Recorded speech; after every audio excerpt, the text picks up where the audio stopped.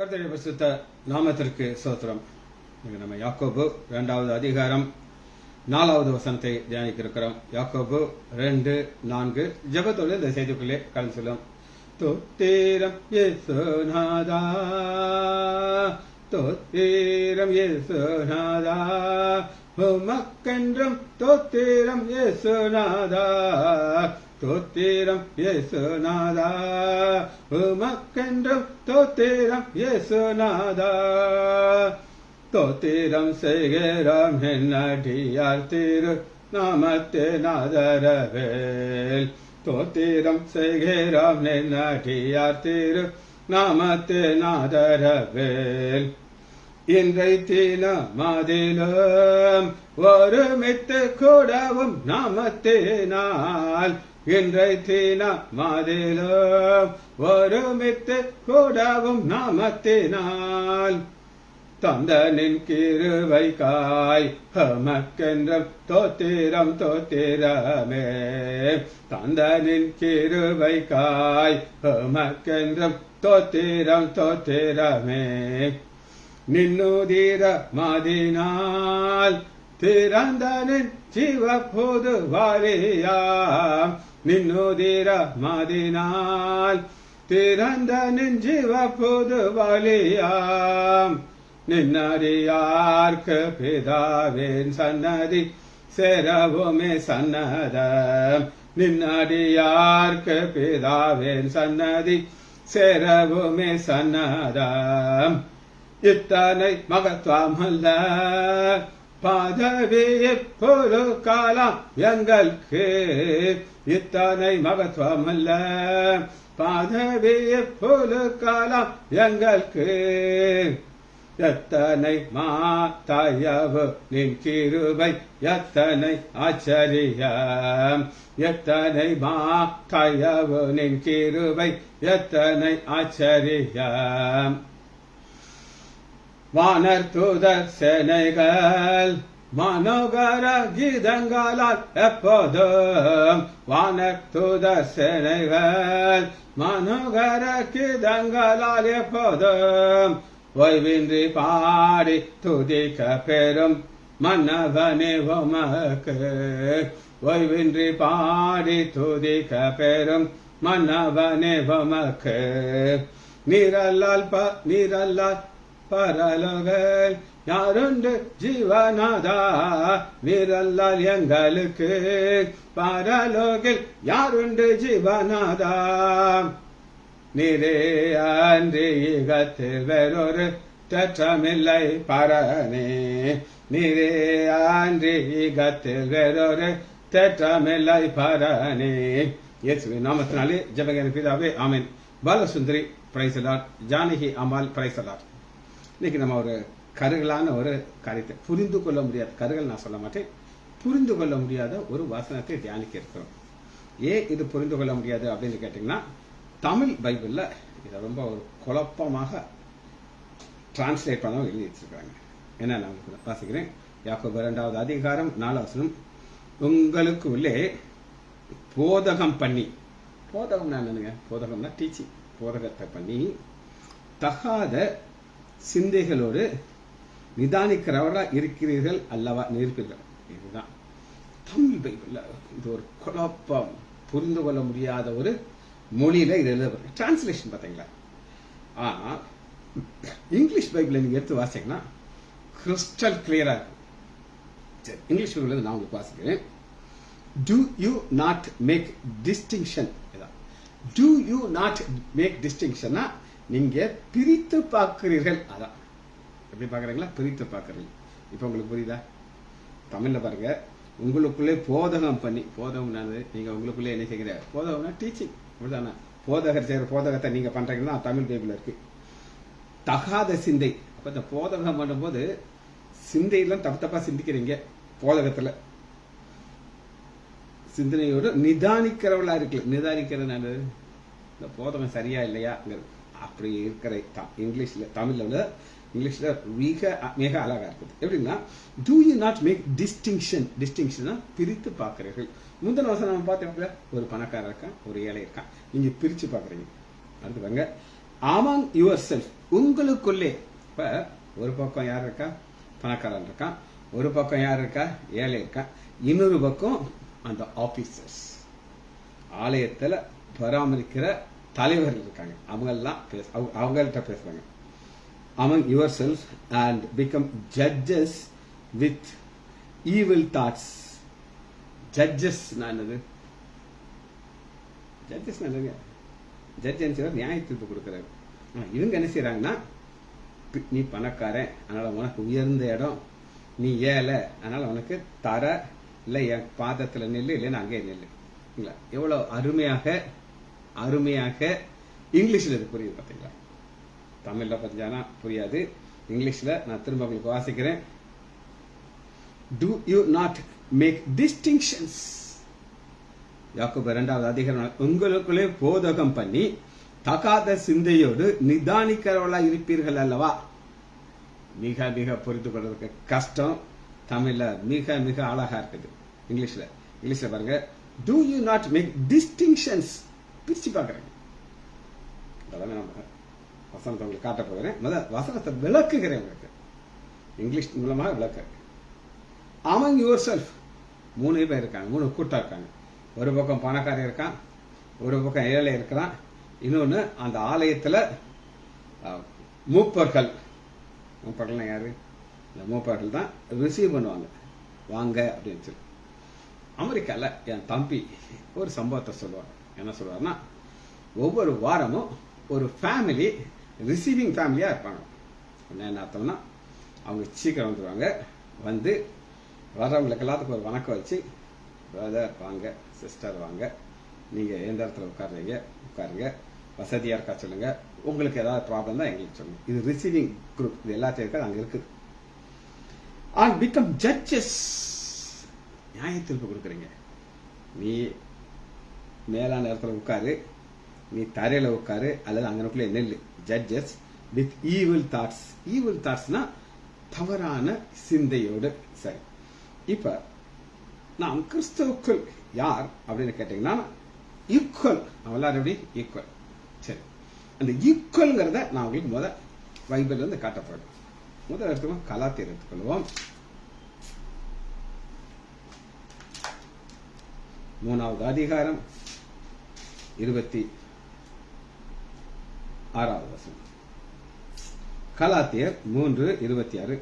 நீங்கள் எல்லோரும், நீங்கள்னா யார சொல்றாருன்னா, பணக்காரங்களையும் ஏழைகளையும் யூதர்களையும் விதவைகளையும் சோகால்ட் ராயல் ஃபேமிலியையும், நீங்கள் எல்லாரும் கிறிஸ்துவுக்குள் ஞானஸ்தானம் பெற்றவர்கள் எத்தனை பேரோ அத்தனை பேரும் கிறிஸ்துவை தரித்திருக்கிறீர்கள். இவங்க என்ன தரித்திருக்கிறாங்க? ஒரு மினுக்கான வஸ்திரத்தை தரித்திருக்கிறாங்க. ஏழை எதை தரித்திருக்கிறார்? கந்தையை தரித்திருக்கிறார். வேதனை சொல்றது, நீங்க கிறிஸ்துவை தரித்திரு. அவ்வளவு அருமையா இருக்கு பார்த்தீங்களா? ஒரு கிறிஸ்துவை தரித்திருந்த ஒருத்தர் உள்ள வந்தீங்கன்னா, அவங்கள நீ அங்க நில்லுன்னு சொல்ல முடியாது, பாதண்டே உட்காருன்னு சொல்ல முடியாது. எது? ஏன்னா அவங்க பார்த்தா எப்படி பாருங்க, கிறிஸ்துவ போல இருக்காங்க, கிறிஸ்துவை தரித்திருக்கிறது. அடுத்து பாருங்க 28. இதுதான் கீ வசனம். யூதர் என்றும் கிரேக்கர் என்றும் இல்லை. ஃபர்ஸ்ட் அன்னைக்கு மேஜர் டிஃபரன்சியேஷன் என்ன? கிறிஸ்து, யூதர், கிரேக்கர். யூதர்கள் யார் அப்படின்னு கேட்டீங்கன்னா, அவங்களுக்கு யெகோவா தேவன் ஒரு தேவன் இருந்தார். இப்ப அந்த யெகோவா தேவனை விட்டுட்டு ஆண்டவராகிய இயேசு கிறிஸ்து சொந்த ரட்சகராக ஏற்றுக்கொண்டார்கள். என்ன விசுவாசிக்கிறாங்க? இயேசு என்னுடைய பாவத்திற்காக மரித்தார், என்னுடைய அக்கறத்துக்காக மரித்தார்னு சொல்லி யார் நம்புறாங்க? யூதர்கள் நம்புறார்கள். அடுத்து கிரேக்கர்கள். யூதர்களுக்கும் கிரேக்கருக்கும் பெரிய ஒரு டிஃபரன்ஸ் இருக்கும். கிரேக்கர்கள் புறஜாதியார், யூதர்கள் அவங்களுக்கு ஒரு பாரம்பரியம் இருக்கு. அவங்க ரெண்டு மிக்ஸ் ஆகவே ஆகாது. யூதரும் கிரேக்கரும் மிக்ஸ் ஆகாது. ஆனா வேதம் என்ன சொல்லுது? நீங்க மிக்ஸ் ஆயிட்டீங்க. எதனால? நீங்க ஞானஸ்தானம் நடத்தீங்க, நீங்க கிறிஸ்துவ தரித்து கொண்டிருக்கிறீங்க. ஆனா நீ யூதன் சொல்லி நீ பெருமை பாராட்டாத, நீ கிறிஸ்துன்னு சொல்லி நீ பெருமை பாராட்டாத. சரி, முதல்ல வசனத்தை நான் வாசிக்கிறேன். வசனத்துல இருக்கிற கருகளை இங்கிலீஷ் பைபிள்ல உங்களுக்கு காட்டப்படுறேன். யாக்கோபு 2வது அதிகாரம் 4வது வசனம். உங்களுக்குள்ளே இதான் வசனம். இங்கிலீஷ் தமிழ் பைபிள் இருக்கிறது புரிஞ்சு கொள்ள முடியாத இருக்குது. அதனால உங்களுக்குள்ளே போதகம் டீச்சிங் பண்ணி தகாத சிந்தைகளோடு நிதானிக்கல இருப்பார்கள். ஆனா இங்கிலீஷ் பேப்பர்ல வாசிச்சீங்கன்னா மிக மிக கிளியரா இருக்கு. Do you not make distinction? Distinction ஆனது இவர் பணக்காரன், இவன் ஏழை, பணக்காரன் அங்கேயே நிக்கணும் அல்லது என் பாதண்டே உட்காரணும், மினுக்கான வஸ்திரம் போட்டு பொன் மோதிரம் இருக்கிறது ஹை பிளேஸ், அந்த டிஸ்டிங்ஷன் இருக்கக்கூடாதுங்கிறாரு English paper. Do you not make distinction? நீங்க அப்படி பண்றீங்க among yourself, உங்களுக்குள்ளே. இந்த உங்களுக்குள்ளேங்கிறது யார் அப்படின்னு கேட்டீங்கன்னா இங்க கிரேக்கர்கள் இருக்காங்க, யூதர்கள் இருக்காங்க, விதவைகள் இருக்காங்க, எல்லாம் இருக்காங்க. and become judges, நியாய தீர்ப்பு கொடுக்கிற ஜட்ஜா நீங்க மாறிடுங்க. with evil thoughts, தவறான சிந்தைகளோடு. இப்ப இந்த இப்படி இங்கிலீஷ் பைபிள்ல இருந்து தான் நான் உங்களுக்கு காட்டுறேன், தமிழ் பைபிள்ல இருந்து உங்களுக்கு காட்ட முடியாது. சரி, இப்ப வசனத்துல நான் என்ன சொல்லியிருக்கேன்னா கலாத்தியர் 3வது அதிகாரம் 28 யூதர் என்றும் கிரேக்கர் என்றும் இல்லை, அடிமை என்றும் சுவாதீனம். இந்த அடிமைக்கும் சுவாதீனுக்கும் டோட்டலா டிஃபரெண்ட். அடிமைக்கு எந்த உரிமையும் கிடையாது. ஆனா ஆலயத்துக்கு வந்துட்டான்னா அவன் அடிமை கிடையாது, அவன் கிறிஸ்துவ தரித்து கொண்டிருக்கிறான். 27 அத்தனை பேரும் கிறிஸ்துவை தரித்து கொண்டிருக்க, ஏழையும் தரித்து கொண்டிருக்கான், அடிமையும் தரித்து கொண்டு இருக்கான், சுவாதீனம். அப்ப எல்லாமே இயேசு மாதிரிதான் இருக்காங்க. ஆண் என்றும் பெண் என்றும் இல்லை. அடுத்து ஒரு பெரிய டிஃபரன்ஸ் ஆண் பெண். ஆண்டவராக இயேசு கிறிஸ்து வாழ்ந்த காலத்துல பெண்களுக்கு மதிப்பே கிடையாது. பைபிள் வாசிங்கன்னா ஆண்டவராக இயேசு கிறிஸ்துக்கு கூட பிறந்த சகோதரருடைய பேருக்கு சகோதரிகள் இருக்கிறாங்கன்னு இருக்கும், ஆனா சகோதரி பேர் இருக்காது. ஏன் பேர் இருக்காங்கன்னா அவங்கள ஒரு பொருட்டாவே மதிக்க மாட்டாங்க. ஆனா கிறிஸ்துவுக்கு ஆலயத்துக்குள்ள வந்தாச்சுன்னா அவங்களும் ஆணும் பெண்ணும் ஈக்குவல், செப்பரேட் பண்ண முடியாது. நீங்கள் எல்லாரும் கிறிஸ்துவுக்குள் ஒன்றாய் இருக்கிறீர்கள். இப்ப இந்த ஒன்றாய் இருக்கிறவங்கள என்ன சொல்லுகிறார்கள்? நீ அங்க நெல்லு, நீ இங்க நெல்லு, பாதட்டை. சரி, அடுத்து ஒரு குறிப்பை நான் உங்களுக்கு சொல்ல போகிறேன். ஃபர்ஸ்ட் இந்த வசனத்தை நான் வாசிக்கும் போது நம்ம என்ட்ரி உங்களுக்கு காமிச்சது. அந்த என்ட்ரிக்குள்ள யார் வராங்க? 2 கூட்டத்தார் வராங்க. ஒரு கூட்டத்தார் பணக்காரர், இன்னொரு கூட்டத்தார் கந்தை அறிந்த ஏழை. என்ட்ரி பண்றது அவங்கள பார்த்து சொல்றது யார் அப்படின்னு கேட்டீங்கன்னா மூப்பர்கள். ஆனால் இப்ப நான் சொல்றது யாருன்னா பரிசுத்த ஆவியானவர் பேசுகிறார். யாக்கோபு பேசவில்லை. நீங்க கேட்கலாம், அது எப்படி சொல்றீங்க அப்படின்னு சொல்லி. ஒரு வசனத்தை நான் உங்களுக்கு காட்டுறேன்.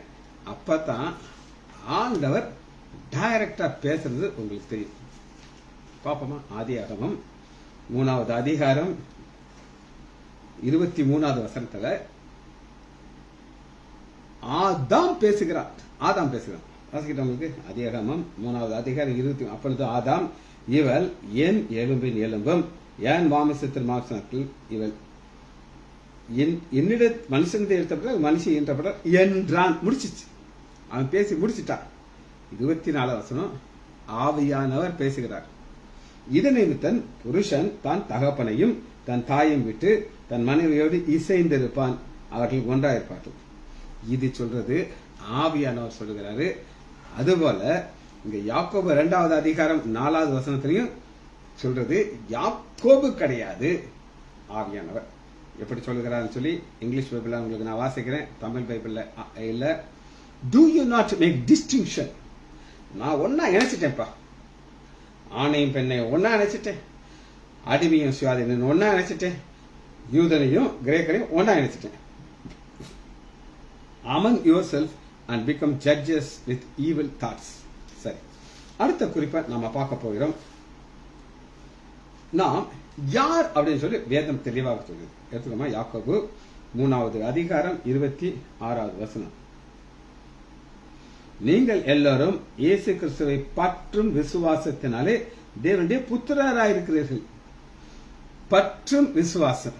இந்த பற்றும் விசுவாசத்துல இந்த ஏழைகள் எப்படி பணக்காரர்களாக பாத்தீங்கன்னா, யாக்கோபு 2வது அதிகாரம்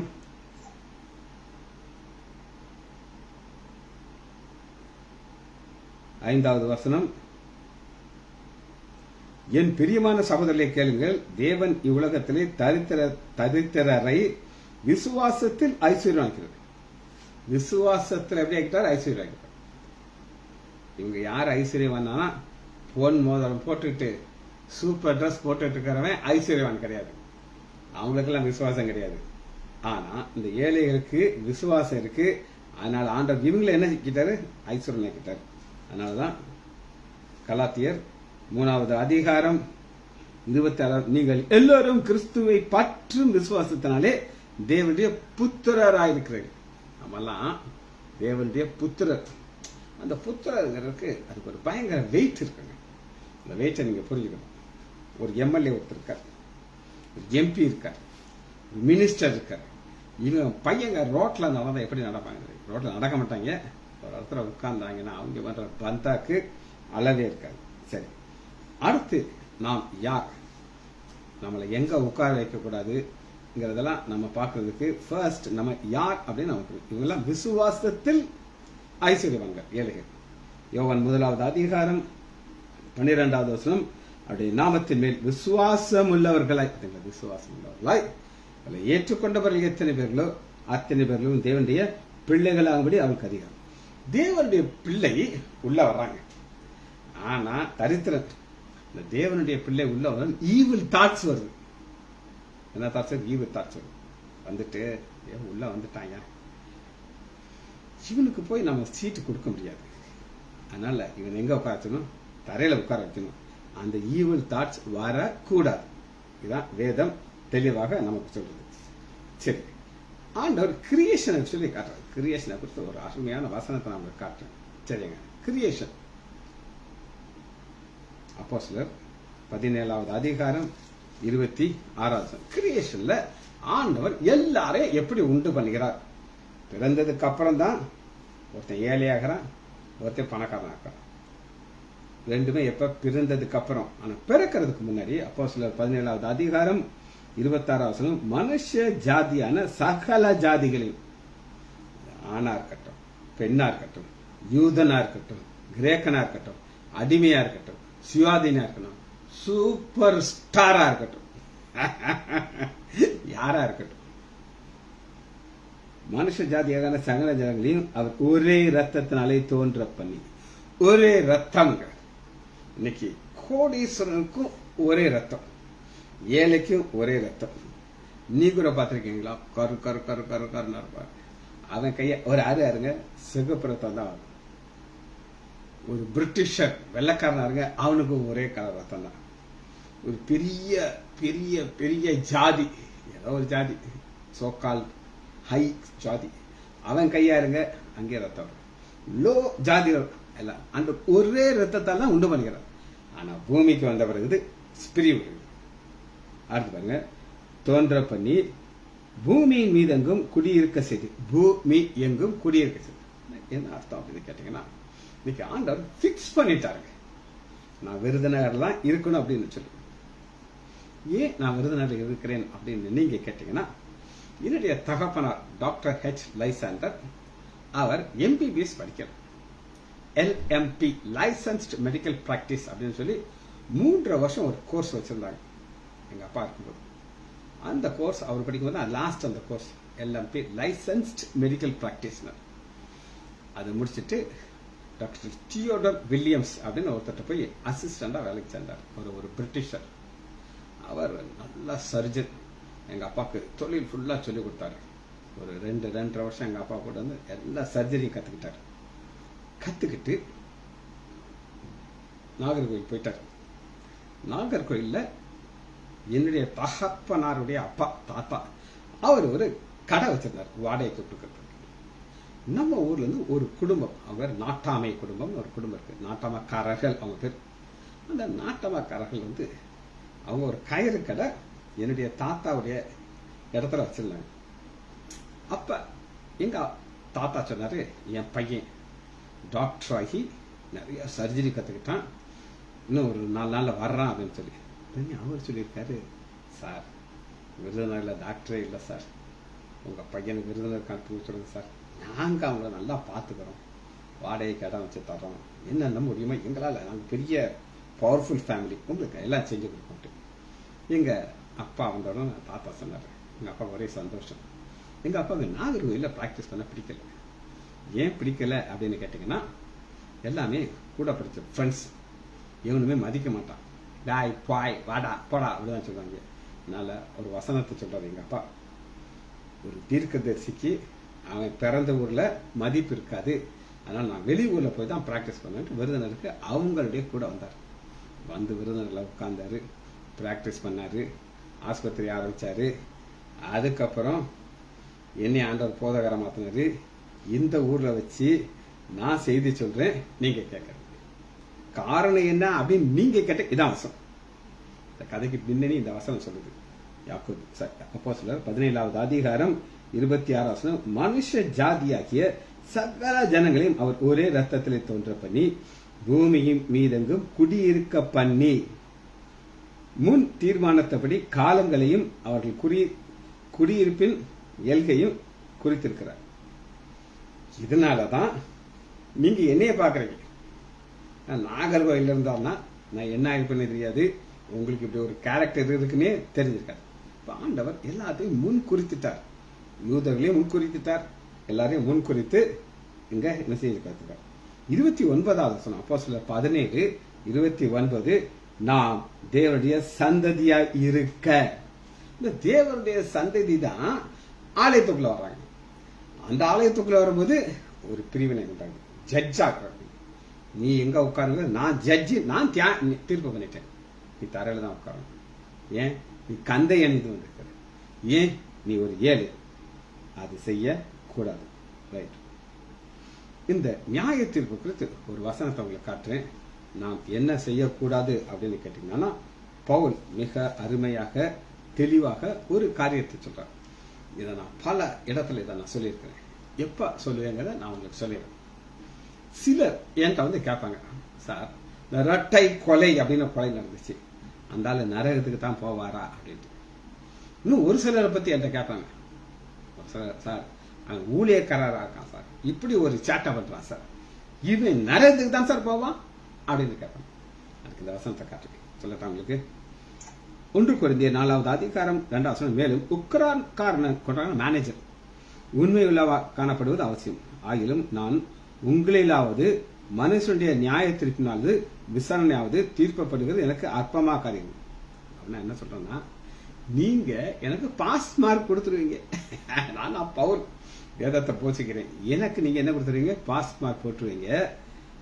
ஆனாலும் 4வது வசனம் பாருங்க, 1 கொரிந்தியர் 4:4,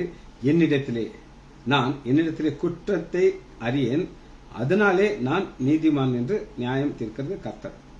பவுல் என்ன சொல்லுகிறார்னா, எனக்கு நீங்க பாஸ் மார்க் போட்டுருவீங்க, ஆனா என்னை நியாயம் தீர்க்கிறது கர்த்தர். 5வது வசனம் 1 கொரிந்தியர் 4:5, ஆதலால் கர்த்தர் வரும் அளவும் நீங்கள் காலத்துக்கு முன்னே யார் ஒன்றை குறித்து தீர்ப்பு சொல்லாதீர்கள். அப்ப நீங்க ஆண்டோடைய வருகை வரும்பொழுதுதான் நியாய தீர்ப்பு நடக்கும்.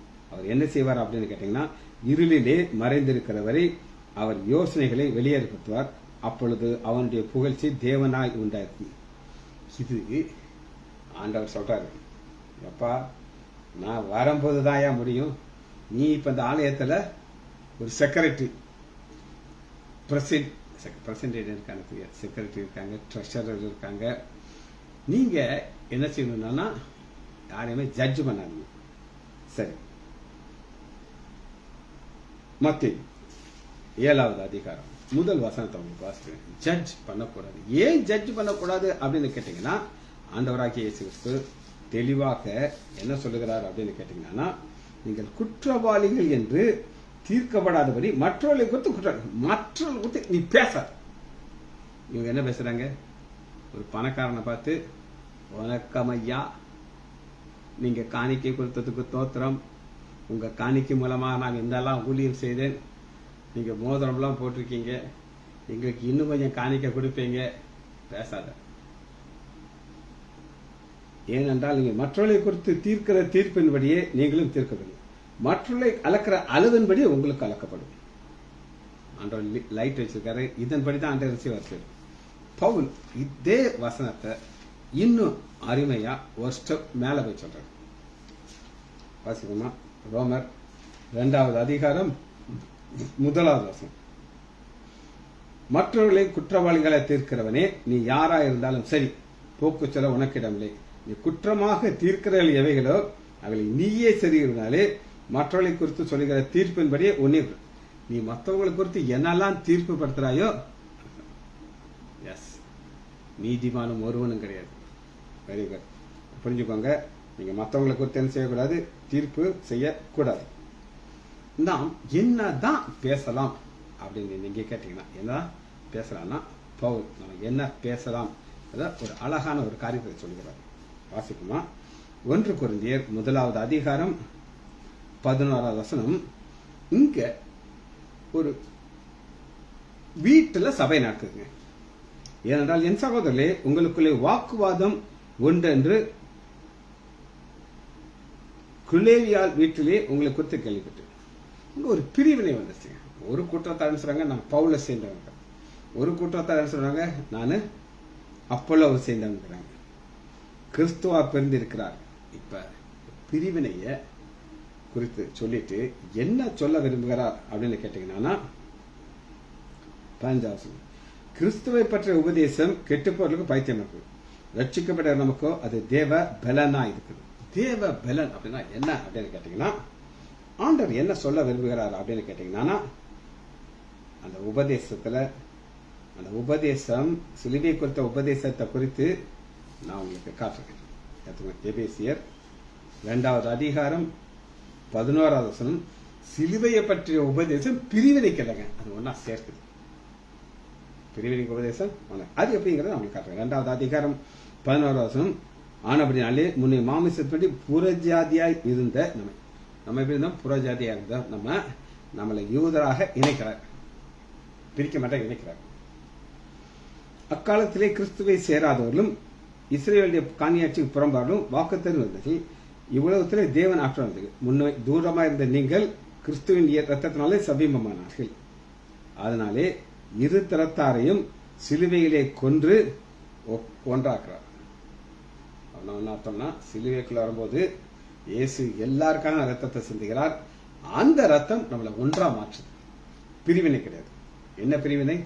பணக்காரன் ஒருவன் ஏழை ஒருவன் பிரிவினை கிடையாது. அது எல்லாம் ஒன்றாக மாற்றுகிறது. சரி, அதை தொடர்ந்து நீங்க வாசிக்கும் பொழுது 19வது வசனம் பாருங்க. எபேசியர் 2:19. ஆகையால் இனி நீங்கள் அந்நியரும் பரதேசியும் பரதேசினா யாரு? கந்தை அணிந்தவன், கப்படிக்கும், ஆனா விசுவாசத்தில் ஐஸ்வர்யவன், பரிசுத்தவான்களோட ஒரே நகரமும் தேவனுடைய வீட்டார்கள். தேவனுடைய வீட்டுக்குள்ள வந்தாச்சுன்னா எல்லாரும் ஒண்ணுதான். நான் கோடீஸ்வரன் சொல்ல முடியாது, எதுவுமே சொல்ல முடியாது. சரி, கடைசியாக ஈவில் தாட் அப்படின்னு ஒன்று இருக்குது. அந்த ஈவில் தாட்டத்தை மட்டும் நான் உங்களுக்கு காமிச்சு முடிக்கிறேன். இப்ப வசனத்தை சொல்றேன், திரும்ப நான் சொல்றேன். ஸ்டாலின் மாதிரி ஒரு சொல்றதெல்லாம் கடைசி நேரத்தில் வந்து இங்க உங்களுக்கு புரியாது. ஸ்டாலினுக்காக திரும்ப அந்த வசனத்தை நான் சொல்ல போகிறேன். தமிழ் பைபிள் அது எப்படி இருக்கு அப்படின்னு கேட்டீங்கன்னா, உங்களுக்குள்ளே போதகம் பண்ணி தகாத சிந்தைகளோடு நிதானிக்கிற இருப்பீர்கள் அல்லவான்ட்டு தமிழ் பைபிள் இருக்கு. Stalin Bible scholar, English Bible வச்சிருக்கிறவர், அதனால சொல்றேன். இங்கிலீஷ் பைபிள் என்ன கொடுத்திருக்கு அப்படின்னு கேட்டீங்கன்னா, do you not make distinctions among yourself and become judges with evil thoughts. உங்களுக்குள்ளே not make distinction, not make distinction பிரிவினை உண்டாக்காத. அதான் தமிழ் இங்கிலீஷ் பைபிள் இருக்கு. among yourself யாரெல்லாம் இருக்கா? ஒரு பணக்காரர் இருக்கான், ஒரு ஏழை இருக்கிறான், அந்த ஆலயத்தினுடைய ஒரு மூப்பர் இருக்கார், அவர் தான் டிஸ்டிங்ஷன் பண்றவர். and become judges, நியாய தீர்ப்பு கொடுக்காத, with evil thoughts. அந்த evil thoughts என்னன்னு பார்த்து முடிக்க போயிடும். வாசிப்போமா? நம் ஆண்டவர் யார் அப்படின்னு அவங்களுக்கு காட்ட போகிறோம். மத்தேயு 5வது அதிகாரம்